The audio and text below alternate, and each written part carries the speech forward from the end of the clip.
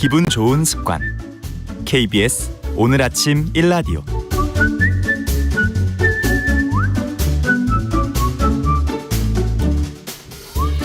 세입자가 전세보증금 반환 보증에 가입할 때 그 집의 실제 가치를 감정평가사가 다시 산정해서 보증금이 집값보다 과도하게 높지 않은지 확인하는 절차가 있는데요.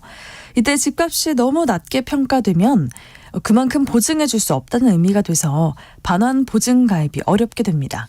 이렇게 되면 세입자는 보증을 못 들어서 위험해지고 임대인도 세입자를 구하기가 힘들어지는데요. 전세 사기 방지를 위해서 이 감정평가 제도가 바뀐 이후에 오히려 이런 일들이 늘고 있다는 통계가 나왔습니다. 오늘 궁금한 뉴스에서 왜 이런 일이 생기고 있는지 함께 살펴보겠습니다. 저희 시간에 감정평가 재테크 코너를 해주셨던 박효정 감정평가사님이 오랜만에 나와주셨습니다. 저는 처음 인사드리는데요. 안녕하세요. 안녕하세요. 네, 대표님 우선 전세보증금 반환보증에 가입을 할 때 이 집의 가치를 산정하는 감정평가 제도가 바뀌었다고 하더라고요. 인정감정평가제라고 하는데 이게 왜 도입이 됐고 또 어떤 변화가 생긴 겁니까? 인정감정평가는 전세보증금 반환을 위해서 보증 가입을 할 때 집주인이 기존에 직접 감정평가 기관을 선택해서 평가를 받아오던 그 구조를 이제는 보증기관인 허그에서 지정하는 감정기관에서 감정하는 방식으로 변경이 된 겁니다. 네. 예전에는 집주인이 감정평가 업체에 직접 의뢰해서 평가서를 제출하면 보증기관에서 거의 그대로 받아들였었는데 이 과정에서 이제 평가의 공정성 여부에 대한 우려들이 많이 제기가 됐었습니다.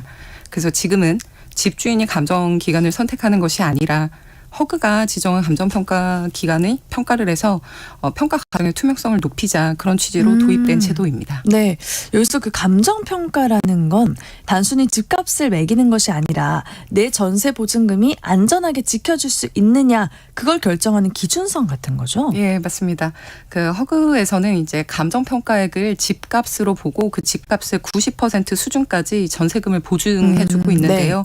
네. 그러니까 감정평가액이 전세금을 안전하게 보호해주는 기준선이 되는 것입니다. 네, 그렇군요. 근데 이 인정 감정평가 이 제도가 도입이 되고 최근 기사에는 신청자 65%가 중도 취소했다는 통계가 나왔습니다. 현장에서 이런 일이 벌어지는 이유는 뭘까요? 몇 가지 이유가 있는데 먼저 허그에서 감정평가액 이외에도 주택 공시가격의 140% 그러니까 1.4배 정도를 집값으로 그냥 인정해주는 이런 기준이 따로 있습니다. 네. 그래서 예비 감정을 받았는데 허그에서 자체적으로 인정해주는 그 기준보다 낮게 나오면 감정평가를 굳이 받을 필요가 없게 되는 겁니다. 그래서 중도 취소가 나올 수가 있고요. 또 하나는 이제 우리가 전셋집을 알아볼 때 보통 이렇게 딱 한 군데만 정해놓고 보는 게 아니라 그렇죠. A, B, C, D 이제 몇 개 후보지를 선정해놓고 조건이 맞는 집을 이제 최종적으로 선택을 할 텐데 그래서 이 후보군이 되는 여러 채의 예비 감정을 모두 신청해 두었다가 그 중에 내가 한 군데에 최종적으로 계약을 하게 됐다 그러면 나머지는 자동적으로 취소하게 되기도 합니다. 네. 또 현장에서는 예비 감정에서 원하는 금액이 나오지 않는 경우에 또 여러 차례 반복 신청하는 그런 사례에 대한 지적도 있는 편입니다. 그렇군요.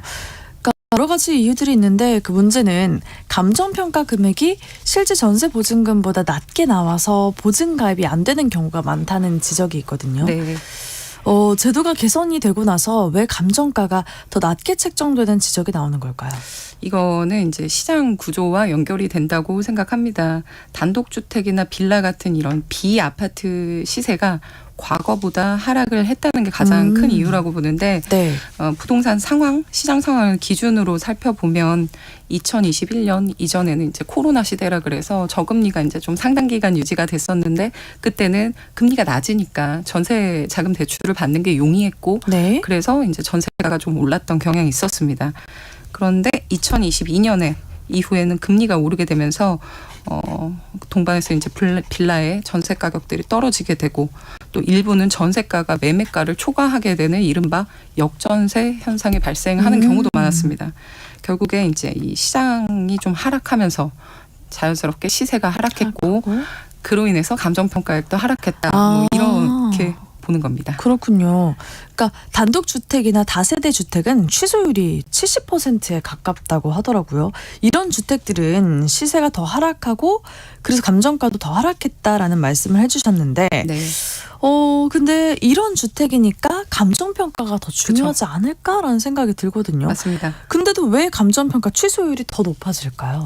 두 가지 측면에서 살펴볼 수 있습니다. 첫째는 단독주택이나 빌라의 거래 자체가 많지 않다는 부분인데 최근 몇 년 사이에 거주의 형태나 혹은 투자 선호도가 네. 아파트에 집중이 되면서 상대적으로 단독주택이나 다세대 거래가 좀 위축이 됐습니다. 이렇게 거래 자체가 적어 들어가니까 거래 정보가 또 줄어들게 되고 그쵸. 따라서 시세 자료가 부족하다는 그런 한계가 있습니다. 아파트를 예를 들면 우리가 이제 어떤 아파트 단지가 있는데 거기에 이제 30평형대가 뭐 예를 들어 한 10억 원에 최근에 한두 건 거래됐다 그러면 그 아파트를 알아보는 사람들이 이제 KB 시세나 이런 것도 잘 돼 있고 하니까 한 30평대면 한 10억 정도 하나보다 이렇게 이제 쉽게 추정이 가능할 텐데 네.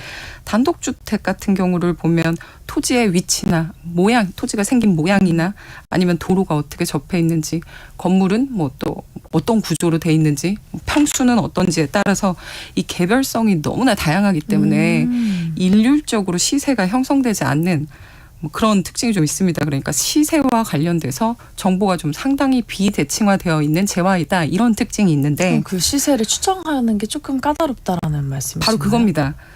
반면에 감정평가는 이제 시장에서 부르는 호가가 아니라 실제로 계약이 체결이 된 사례들, 실거래 네. 사례들을 기준으로 하니까 개별 소비자의 체감 시가를 기준한 것과 실제 거래됐던 사례를 기준한 감정가와 이런 괴리가 생길 가능성이 있습니다. 그래서 이런 이유로 필요한 쪽에서 원하는 만큼의 감정평가 금액이 안 나오면 보증가입을 포기하게 되니까 부동산 특성에 따른 좀 취소율이 높아지게 되는 것이 아닌가 그렇게 보고 있습니다. 그렇군요. 또 지금 청년 임대주택의 경우에 보증갱신이 어려워졌다 이런 이야기도 들리더라고요. 이 사례는 어떤 상황인가요? 청년 임대주택은 처음부터 이 건설 비용의 상당 부분이 대출을 통해서 이루어지는 경우가 많은데 네. 근데 이제 최근 몇 년 동안에 건축비가 굉장히 놀라운 수준으로 폭등했습니다. 그러다 보니까 청년주택 현장들의 이제 부채 부담이 증가하게 된 거죠. 여기에 이제 금리 상승 이슈까지 맞물리게 되면서 임대사업자 입장에서는 이제 보증금의 비율을 높여야 될 텐데 청년 임대주택의 그럼 시장 가치가 또 그만큼 같이 따라서 상승하지 못하니까 감정평가액도 같이 상승할 수가 없고 그래서 보증갱신이 어려워질 수 있는 상황이 나오고 있습니다. 네. 인정 감정평가 제도 때문에 결국에 임대인은 보증에 가입하기가 어려워지고 또 임차인은 보증금 보호가 불안해질 수 있다. 이런 불만이 나올 수밖에 없는 일들이 생기네요. 아무래도 이제 지금은 허그에서 지정하는 이제 감정평가 기관 중심의 평가 체제라서 이런 어떤 좀 자유 경쟁 같은 것들이 제한적이고 네. 정보도 완전히 공개되지 않는 그런 부분이 있어서 시장 참여자 입장에서는 당연히 답답함을 느낄 수 있습니다. 다만 최근에 허그에서 이 개선안을 내면서 복수 감정 제도나 이의 신청할 수 있는 제도 혹은 부동산의 내부 조사를 확대하는 이런 것들을 보완책을 단계적으로 도입하겠다고 밝혔습니다. 따라서 완전히 굳어진 제도라기보다는 시장 상황에 맞춰서 정착하고 있는 과정에 있다 이렇게 보면 되겠습니다. 아직 과정에 있는 제도라고 보면 되겠군요. 네. 이게 개선이 된다고 하면은 소요되는 시일도 좀 줄일 수 없을까 싶어요. 이 감정평가를 받기까지 평균 12일 또 길게는 49일이 걸린다고 하던데 이게 너무 오래 걸린다라는 지적이 있거든요. 네네. 이게 어떻게 감정평가 절차가 진행되고 있는 겁니까?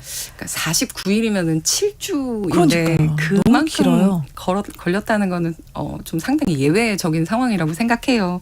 평균적으로 지금 평가 결과 나오기까지 12일이 걸린다 이거는 일반적으로 이제 다른 어떤 평가 절차와 비슷한 수준입니다. 저희 회사에서도 감정평가 의뢰 받으면 접수해서 이제 처리해서 발송하기까지 통상 2주가 걸린다 이렇게 안내를 하고 있거든요. 근데 다만 인정감정평가 제도는 이 결과가 바로 신청자에게 통보되는 것이 아니라 감정기관에서 허그 그리고 허그에서 신청자 이렇게 순차적으로 하다 보니까 이 업무 특징으로 인해서 중간 절차에서 약간 지연이 생길 수도 있겠는데 하지만 감정평가 과정에서 어떤 특별한 서류를 요청한다든지 회신 같은 이런 부수적인 절차에서 시간이 걸리는 경우를 제외하고는 정상적인 일반 절차 기간에서 이루어지고 있다고 봅니다. 그렇군요. 그 예비 감정과 본 감정이 따로 있습니까? 돈과 시간이 더 들어가는 일인가 싶지 않.